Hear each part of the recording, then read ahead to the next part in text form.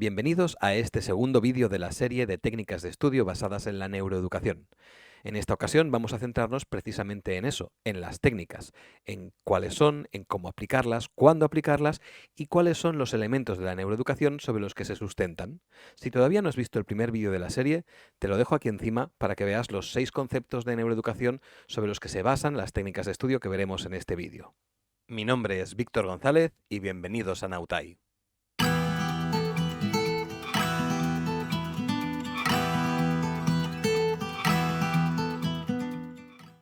Nuestra primera técnica de estudio será el sistema Leitner. Este método se basa en la curva del olvido, la ventana de recuperación y la capacidad de evocación que vimos en el primer vídeo de esta serie. Su funcionamiento es muy sencillo. Tendremos que tener una serie de tarjetas, rígidas o no tan rígidas, es igual, no importa, de un tamaño de este, por ejemplo, y lo que haremos será anotar en un lado de la tarjeta el concepto y en el otro lado tendremos que anotar la definición, la fecha o aquello que tengamos que relacionar con ese primer concepto. Aparte de estas tarjetas, necesitaremos una serie de cajas. Para la ejemplificación del método voy a tener 5 cajas. Una vez tenemos las cajas, tenemos que coger nuestras tarjetas y las colocaremos todas en la caja 1 con el lado hacia arriba del concepto que tenemos que memorizar o aprender. El primer día de estudio cogeremos una a una las tarjetas de la caja 1 e intentaremos evocar libremente el contenido del reverso de la tarjeta, es decir, ese concepto que hay que relacionar, fecha, descripción, definición, lo que sea. Cada tarjeta que consigamos resolver con éxito la colocaremos en la caja 2 y cada tarjeta que no consigamos resolver con éxito volverá a la caja 1. Una vez terminado el primer día de estudio, tendremos algunas tarjetas en la caja 1 y otras tarjetas en la caja 2. Llegaremos al segundo día de estudio. Es importante el tema de las cajas porque las tarjetas que queden en la caja 1 las iremos a buscar cada día. En cambio, las tarjetas que estén en la caja 2 las iremos a buscar cada 2 días. ¿Por qué hacemos esto? Hacemos esto porque, si recordáis lo que vimos en el primer vídeo, hay que ir a buscar la ventana de recuperación, hay que ir a buscar ese esfuerzo cognitivo por recuperar un concepto.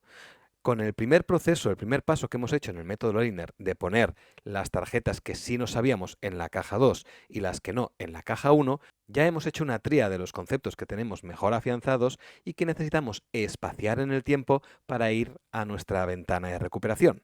En cambio, los conceptos que no teníamos tan bien afianzados siguen en la caja 1 para hacer un repaso cada día. El segundo día, por tanto, haremos el sistema solo con las tarjetas de la caja 1.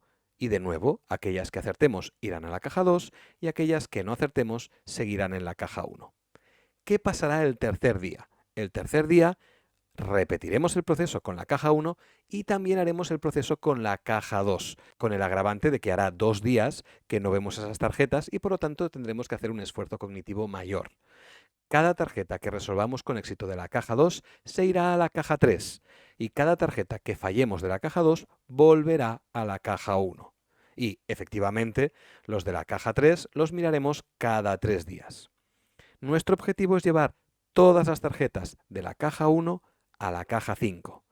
Y cada vez que nosotros fallemos una tarjeta, podemos o devolverla a la caja 1 o bajarla un nivel en las cajas que tenemos dispuestas. Si, por ejemplo, la hemos fallado en la caja 4, la podemos llevar a la caja 3. Este sistema, de forma natural, está recurriendo a nuestra ventana de recuperación y está haciendo que de forma orgánica los conceptos que tenemos que aprender vayan llegando a nosotros en esos periodos de tiempo en los que tenemos que hacer un esfuerzo cognitivo para recuperarlos. Tras el sistema Leitner, vamos con la segunda técnica de estudio, la práctica entrelazada. Este sistema es un poco más contraintuitivo y requerirá que lo expliquemos con un poco más de calma. Y para ello tendremos que recurrir a dos conceptos que vimos en el vídeo anterior, como son la evocación y la carga de trabajo. Recordemos que nuestra mesa de trabajo tiene una capacidad X, 7, 8 elementos, que podemos estar trabajando con ellos, pero que es cuando los guardamos y los volvemos a evocar cuando nuestro cerebro consolida verdaderamente esos conceptos. Es en base a esta idea que la práctica entrelazada nos propone que entremezclemos los temas o las asignaturas de estudio. Así pues, si nosotros tenemos 3 temas o 3 asignaturas distintas, es menos eficiente coger una de ellas y hacerla toda del tirón, después hacer la segunda y por último hacer la tercera. Este es el estudio menos eficiente según la práctica entrelazada. Sería mucho más conveniente mezclarlas de la siguiente manera. Así estaríamos vaciando nuestra carga de trabajo y evocando nuevos conceptos de forma continua y eso ayudaría a solidificar cada uno de ellos. Esto es aplicable tanto a las técnicas de estudio en casa como a la programación de clases en el aula, pero dejadme que aterrice esto tan contraintuitivo con un estudio. Fijaos, en el estudio que tenemos en pantalla vemos como la gente que en casa no ha hecho práctica entrelazada ha tenido un rendimiento muy alto en casa, pero un rendimiento bastante pobre en el examen. En cambio, la gente que ha utilizado la práctica entrelazada para estudiar ha tenido un rendimiento más pobre en casa porque es más complejo, pero en cambio los resultados han mejorado incluso cuando ha realizado la evaluación. Y ahora vamos con la tercera técnica de estudio, que es, a su vez, una forma de tomar apuntes. Se trata de las Corner Notes, y para entenderlas necesitaremos ver una hoja en blanco para ver cómo podemos distribuir ese espacio. Lo primero que tenemos que saber es que mediante esta técnica de toma de apuntes estaremos incidiendo en la curva del olvido, la ilusión de saber y la evocación, 3 conceptos básicos de la neuroeducación que vimos en el primer vídeo. Una vez tenemos la hoja, lo que tenemos que hacer es dividirla en 4 espacios. La primera y la segunda sección las realizaremos sí o sí en el aula. La tercera la podremos realizar en el aula o en casa. Y la cuarta seguro la realizaremos en casa. En la primera sección pondremos el título de la sesión y la asignatura. Y en la segunda sección tomaremos apuntes teniendo en cuenta que hay que separarlos por párrafos. En la tercera sección, lo que haremos será apuntar las ideas clave de cada párrafo. Esto se puede hacer en el aula, pero yo recomiendo hacerlo en casa. Requiere sintetizar un párrafo y buscar aquellas ideas principales que creemos que sintetizan, que son la base del párrafo que hemos escrito en la parte central de la Corner Note. El mero hecho de tener que buscar las ideas clave ya es un ejercicio, ya es una técnica de estudio que va a ayudarnos a consolidar los conceptos que hemos anotado en la parte central de la Corner Note. Por lo tanto, no debemos ir con prisas. No es un ejercicio que debamos hacer al final de la clase mientras todo el mundo está recogiendo sin pensar. Es algo que debemos hacer de forma consciente y esforzándonos por buscar la idea principal real de cada párrafo. Si un párrafo o 2 párrafos resulta que vemos no están bien escritos, los podemos reescribir en una nueva Corner Note para que tengan la estructura adecuada. Y una vez hecho esto, pasamos a la sección 4, donde deberemos hacer un resumen de toda la página, si puede ser en una frase.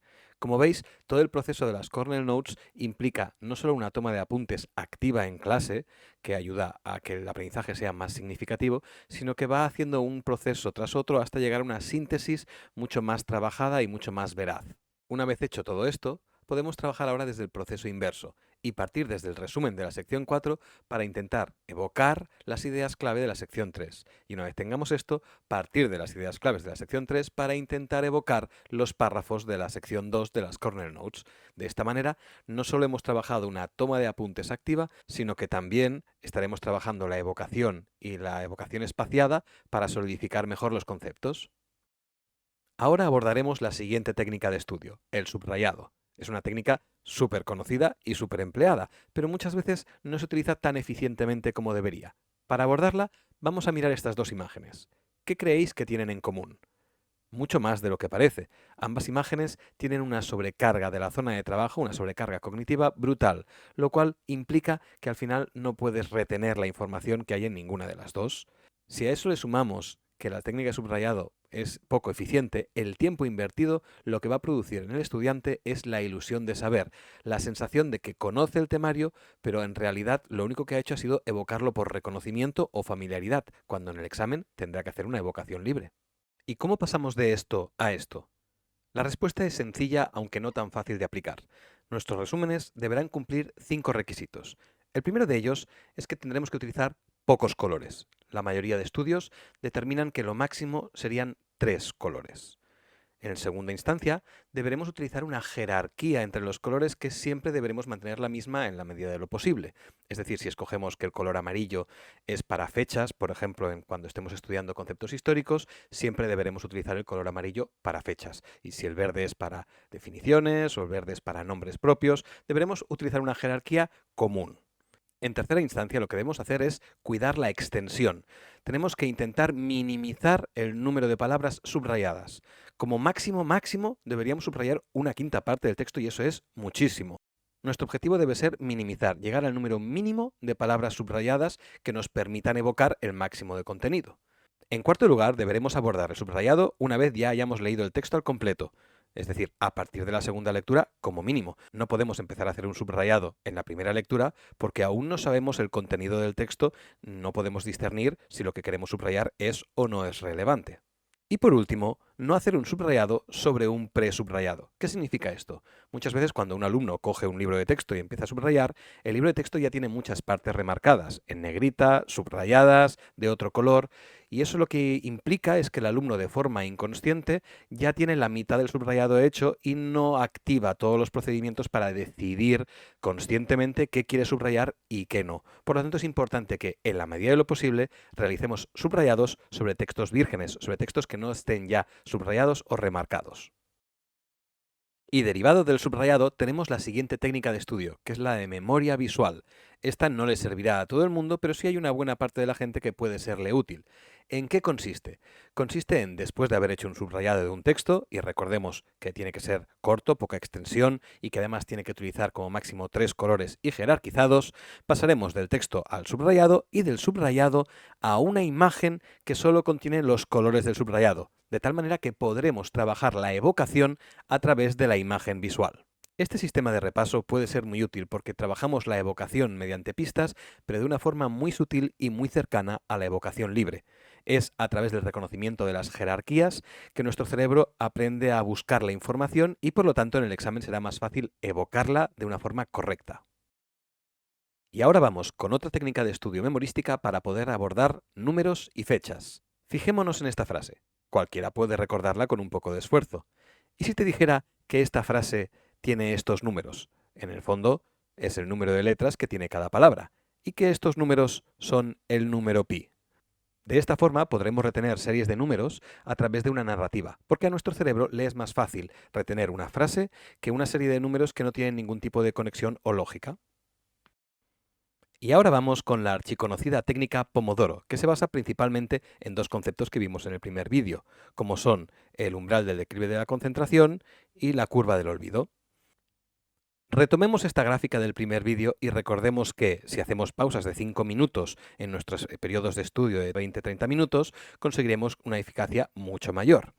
Bien, la técnica Pomodoro lo que nos dice es que esto lo podemos repetir 3-4 veces y cada hora y media deberemos hacer una pausa de 30 minutos.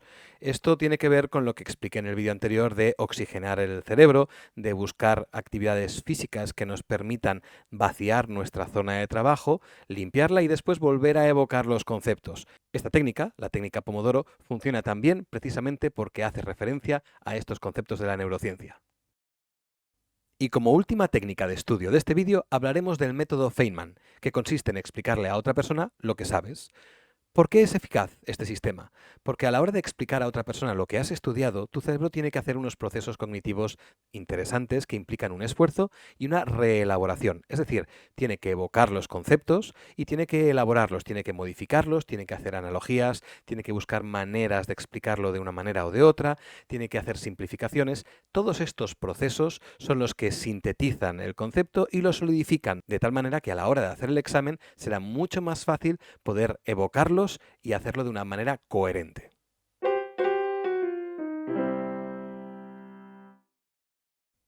Y hasta aquí este segundo vídeo de la serie de técnicas de estudio basadas en la neuroeducación. En el siguiente veremos las diferentes etapas y cómo podemos organizarnos para ser más eficientes. Si te ha gustado este vídeo, no dudes en darle un like y suscribirte al canal para no perderte ninguna de las próximas entregas sobre ciencia, lingüística y tecnología aplicadas a la educación.